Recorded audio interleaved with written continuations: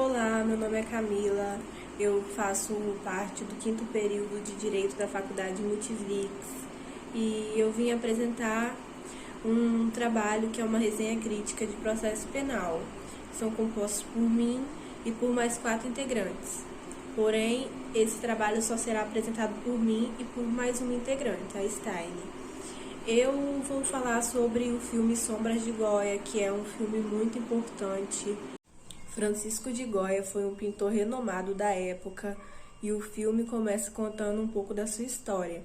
Ele pintava para o alto escalão do clero da igreja e ele começou a pintar para os reis, a realeza, e com isso ele despertou o interesse em pintar o que realmente acontecia na sociedade, os problemas, a realidade da sociedade, e isso despertou um certo incômodo nos líderes da igreja e nos líderes do Santo Ofício, que fez com que eles começassem a vigiar o Francisco de Goya. O filme foi retratado na Idade Média, onde a Igreja Católica tinha total e pleno poder. O filme faz referência ao absolutismo monárquico e o iluminismo cultural. Ele aborda a época que ocorreu a Inquisição, há muitas décadas atrás, e mostra como era o Santo Ofício, onde as pessoas eram julgadas por serem hereges. O Santo Ofício mostrava como eram exagerados os costumes e como era rigoroso o julgamento.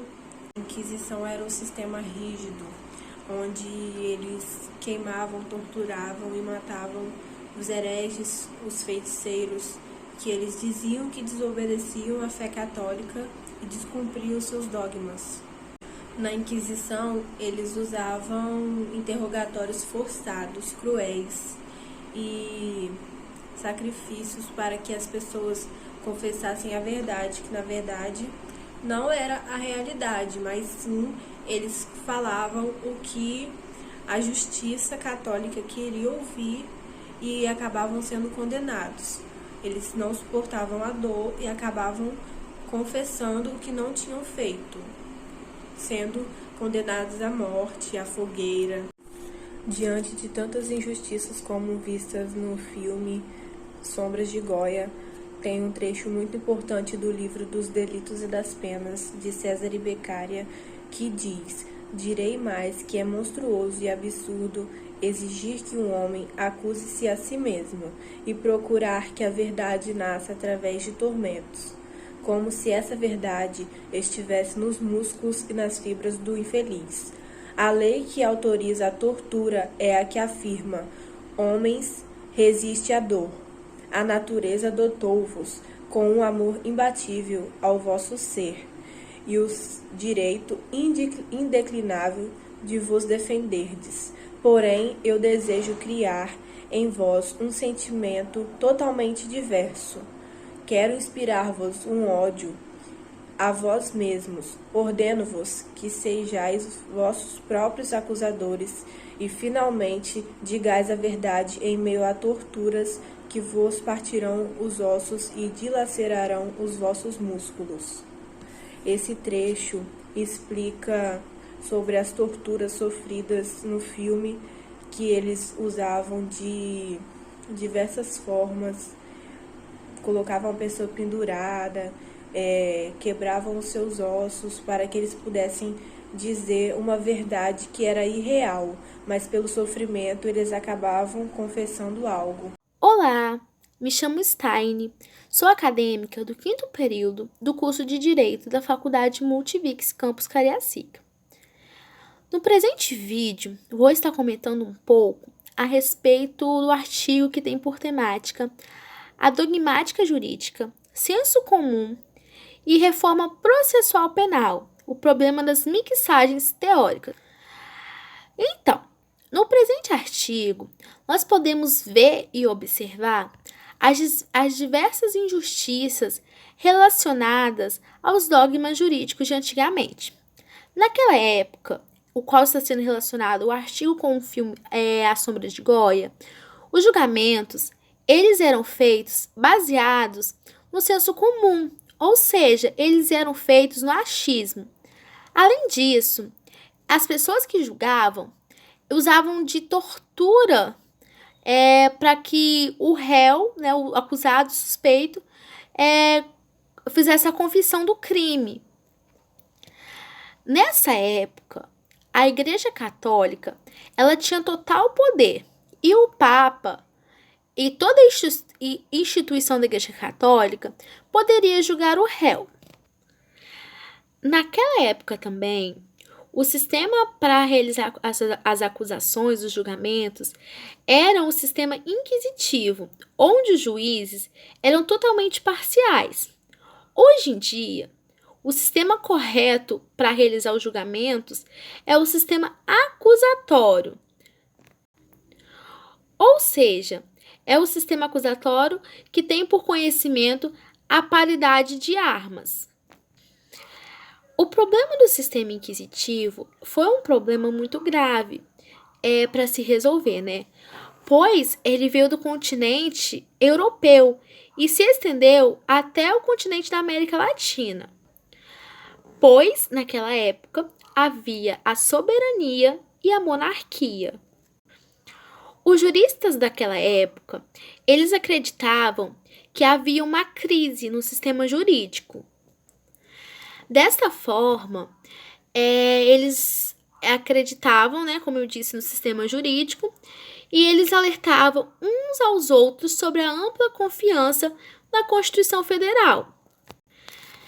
E naquela época, a Constituição Federal era criada por eles mesmos, e não havia artigo, nada disso. Eram feitos baseados no que eles achavam, ou seja, no achismo, e no senso comum deles, na opinião que eles tinham, que eles achavam ser correto. Ou seja, uma opinião que passa de geração em geração, eles colocavam isso na Constituição, no achismo que eles achavam ser certo. E muitas das vezes, naquela época em que se está se retratando o filme juntamente com o artigo, o acusado, muitas das vezes, de tanto ele sofrer a tortura, a acusação, a ameaça, sendo agredido, torturado, ele acabava confessando um crime que muitas das vezes ele não tinha cometido, mas ele confessava somente para parar as agressões, para parar de ser agredido, e acabava pagando por algo que não havia cometido, ou seja, algo que ele não tinha feito.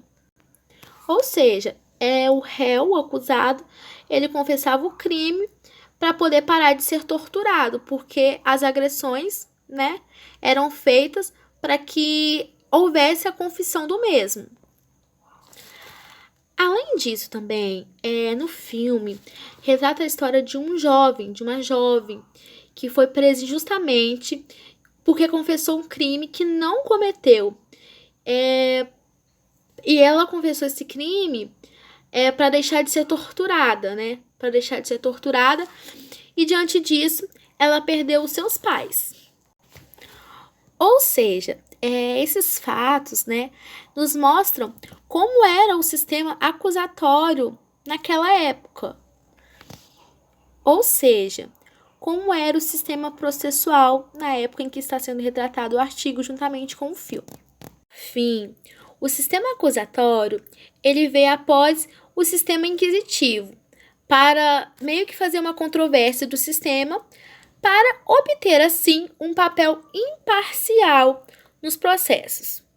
Diante dos acontecimentos aqui narrados, conclui-se que as histórias contadas em Sombras de Goya deixam sequelas na memória de toda uma sociedade, causando horríveis sequelas. Isso, de fato, mostra que ideologias radicais podem causar consequências terríveis aos seres humanos, interferindo até mesmo nos quesitos da justiça.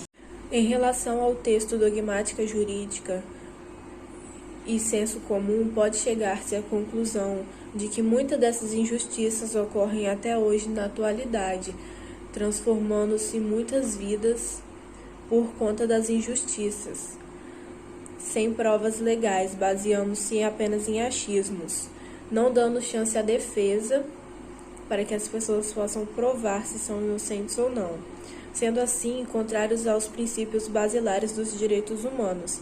Essa triste realidade é muito comum nas comunidades carentes do Brasil, onde muitas vezes não tem acesso à defensoria pública ou eles não conseguem pagar advogados, aí não tem uma comunicação, um saber da justiça e acabam sendo condenados sem chance à defesa.